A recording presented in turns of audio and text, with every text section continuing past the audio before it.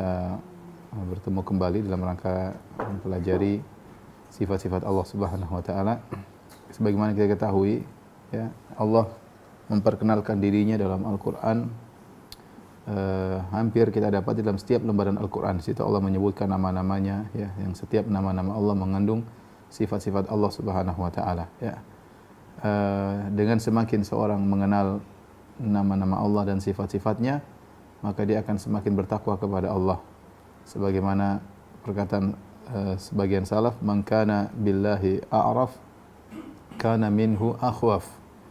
Ya, barang siapa yang semakin mengenal Allah Subhanahu wa taala, maka dia akan semakin takut kepada Allah Subhanahu wa taala. Ya, wa li ibadatihi atlab, dan semakin semangat beribadah kepada Allah Subhanahu wa taala. Ya, wa li ma'siyatihi ab'ad, dan semakin jauh dari maksiat kepada Allah Subhanahu wa taala.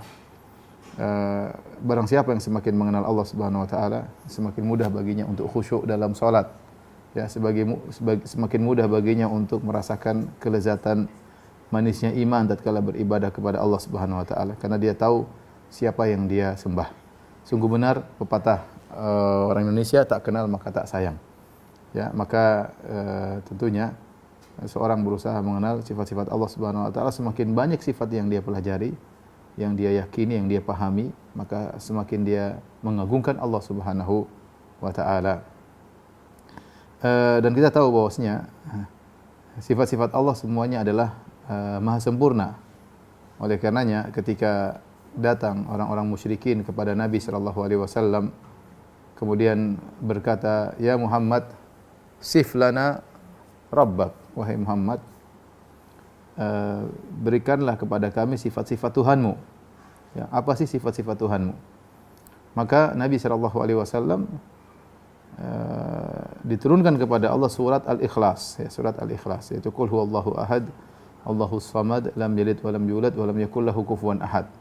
Ya, surat ini disebut dengan Al-Ikhlas karena dia Al-Ikhlas artinya murni, murni hanya untuk menjelaskan sifat-sifat Allah Subhanahu wa taala. Ya, maka turunlah qul huwallahu ahad. Katakanlah Allah adalah Maha Esa. Allahus samad. As-samad yaitu maha sempurna dari segala sisi. Di antara tafsiran yang disampaikan oleh Ibnu Abbas, namanya as-samad itu segala maha sempurna dalam segala sisi. Ya.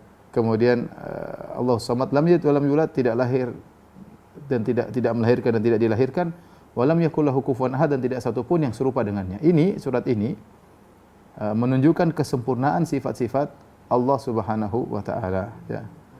Inilah surat yang turun khusus untuk menjelaskan sifat-sifat Allah. Saking begitu agungnya surat Al-Ikhlas sampai Nabi sallallahu alaihi wasallam menyatakan siapa yang baca surat Al-Ikhlas, dia seakan-akan telah membaca sepertiga Al-Quran. Dalam hadis kata Nabi sallallahu alaihi wasallam, "Ayajizu ahadukum an yaqra'a thulutsal Qur'an fi lailah?" Apakah salah seorang dari kalian tidak mampu membaca sepertiga Al-Quran dalam satu malam?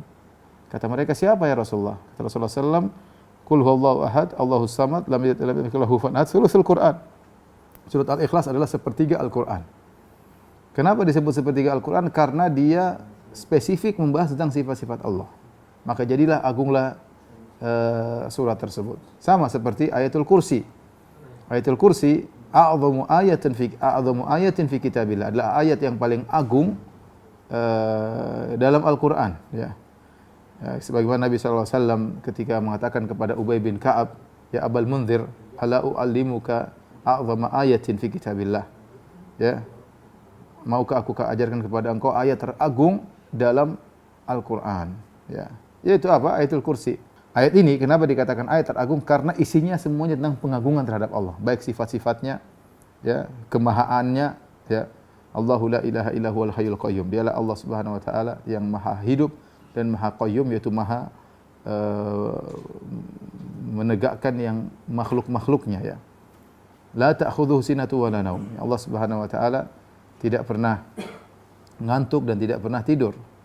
Lahu ma fis samawati ma fil ard, seluruh yang ada di langit dan bumi adalah milik Allah Subhanahu wa taala. Man dzal ladzi yashfa'u 'indahu illa bi idzni. Siapa yang berani kasih syafaat di sisi Allah kecuali dengan izin Allah Subhanahu wa taala. Ya'lamu ma baina aydihim wa ma khalfahum.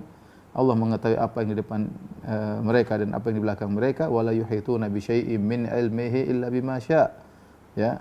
Mereka tidak mengetahui ya sedikit pun tentang Allah Subhanahu wa taala kecuali yang Allah kehendaki. Wasi'a kursiyyus samawati wal ardh, sungguhnya kursi Allah meliputi langit dan bumi, wala ya'udu hifdzuhuma, dan sungguhnya Allah Subhanahu wa taala tidak repot baginya untuk mengurus langit dan bumi, wa huwal aliyyul azim, dan dia maha tinggi dan maha agung. Ini surat Al-Ikhlas menjadi sepertiga Al-Qur'an, ayat kursi menjadi ayat teragung dalam Al-Qur'an. Kenapa? Karena dua-duanya bercerita tentang sifat-sifat Allah. Dua-duanya bercerita sifat Allah. Oleh karenanya seorang tatkala merenungkan tentang nama-nama Allah, sifat-sifat Allah, dia mendapat pahala yang tinggi, ya.